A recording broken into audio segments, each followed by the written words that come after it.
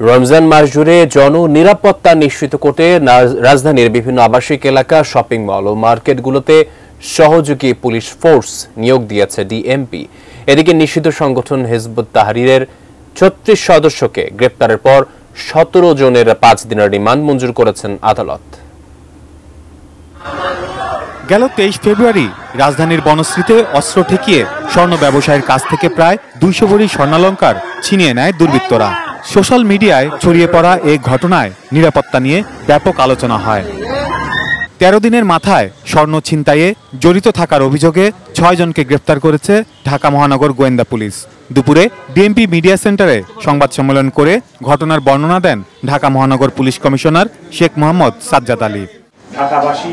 DMP commissioner এ সময় বলেন, রমজান ও ঈদ উপলক্ষে অনেক রাত পর্যন্ত নগরীতে মার্কেট, শপিং মলগুলো খোলা থাকায় নিরাপত্তার স্বার্থে পুলিশের সহযোগী ফোর্স নিয়োগ করেছে ডিএমপি।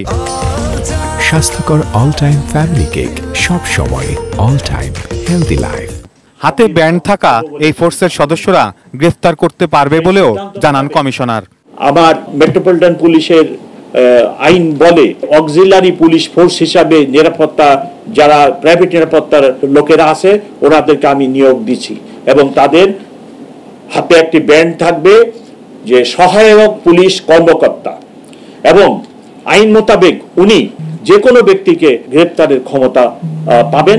রাজধানীর বিভিন্ন স্থানে মব জাস্টিস নিয়ে কমিশনার বলেন, এ ধরনের ঘটনার সাথে জড়িতদের কঠিনভাবে আইনি ব্যবস্থায় আনা হবে। আমরা এই ব্যাপারে কঠিনভাবে শক্ত এবং ২-৩টি ঘটনা যেটি হয়েছে আমি কঠিন মামলা নিয়েছি, আইনের সর্বোচ্চ ধারা প্রয়োগ করে তাদের বিরুদ্ধে আমি মামলা নিয়েছি। আমি এটা দিয়ে এটাই বোঝাতে চেষ্টা করতেছি, দৃষ্টান্তমূলক ব্যবস্থা নিয়ে চেষ্টা করতেছি বোঝানোর যে এই ধরনের কাজ আপনারা করবেন না, আইন আপনারা কেউ হাতে তুলে নেবেন না। Saiful Jewel, ATN news, Dhaka.